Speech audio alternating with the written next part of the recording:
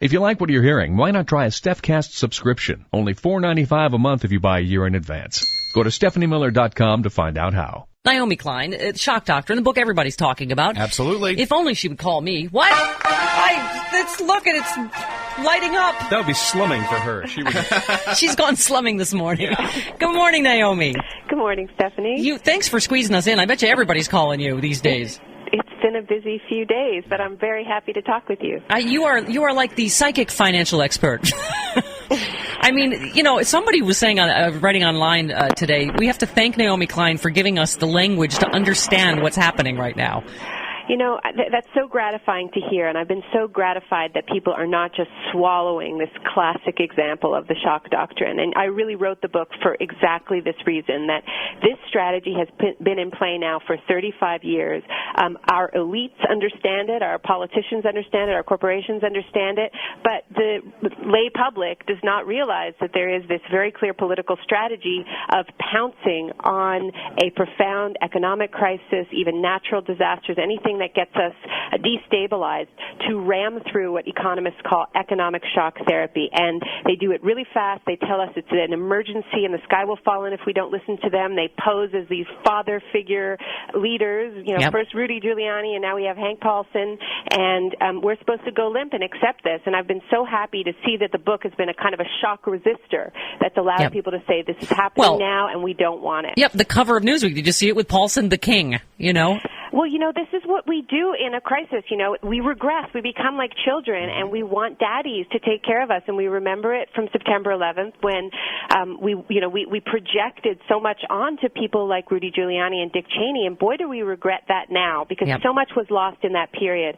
And now we have Hank Paulson playing the kind of economic Rudy Giuliani, and everybody's, there's this coronation. He's being treated like this bipartisan, neutral authority figure, and it is a joke. The man has come directly from Goldman Sachs. Yep. When he was at Goldman Sachs, he was known as Mr. Risk because Hank Paulson is personally responsible for accumulating huge amounts of this junk debt. He took over as CEO of Goldman Sachs in 1999. According to Business Week, their debt load at that point was $20 billion. Hank Paulson upped it to $100 billion. So Hank Paulson is now bailing out the very debts that he himself accumulated, and he's being treated like a king. Give me a break. There couldn't be anyone worse to save us from this crisis. Yeah. See, I'm not an expert, but here's my plan. It's very simple. I think Hank Paulson and Carly Fiorino need to pay out this bailout themselves. You're a genius. Thank you. Why not? I say an emergency tax on the rich. There we go. Yeah, exactly. Now, Naomi, for those of people that are not nearly as hip insiders as you and I, explain, if they haven't read Shock Doctrine, give us some other examples of how this has happened. Well, I look at really 35 years of history. It started in Latin America and Chile, which was the first country that became a laboratory for a group of economists known as the Chicago Boys, because they were trained under Milton Friedman in the 50s and 60s. Now, the crisis in Chile that created the context for Chile to turn into this experiment for these American-trained economists was a coup d'etat, was an overthrow of an elected government. And I think Hank Paulson actually has staged something like an economic coup d'etat, or he's trying to give himself total powers over almost $1 trillion. But yeah, I started in Chile, but moved to Russia, to different countries around the world, including the United States after September 11th, and look at how these states of shock have been exploited. A range of shocks. I actually 9/11 to get us into Iraq and to ram through the Patriot Act, things like that, correct? Exactly. And Iraq, I got the idea to write this book when I was in Iraq reporting for Harper's Magazine, because Iraq, after the invasion, was really the classic example of this tactic. You had the shock and awe invasion, a military campaign which was designed to be as shocking as possible. And then, if we recall, we had Paul Bremer arriving and trying to transform the country into a sort of corporate utopia. He passed a tsunami of laws that allowed foreign companies to own all of Iraq's assets.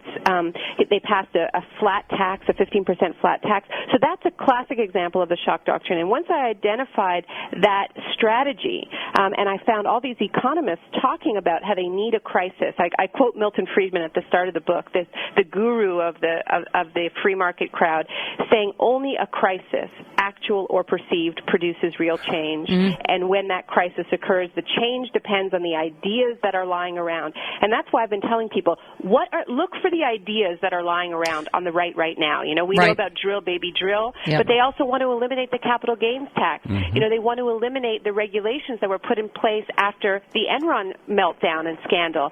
So we know what the wish list is. So we have to be really, really wary in this moment to resist that urge to just trust authority. Naomi, you know who's a big fan of yours is the Dark Lord of the Stephanie Miller Show, Jim Ward. But I mean, this is what he always has said. You know, this is not incompetence. When you when you look at 9/11, they had 52 FAA warnings. They had memos. Bin Laden determined to strike in the United States. Hurricane Katrina. Who could have seen that coming? Well, the people that told you it was coming, and the people that told you the levees wouldn't hold. So, and you're right. It's like this is the direct result of deregulation. It's not like you go, who could have seen this coming? You know. And then the solution is apparently more deregulation. You know, the Paulson plan.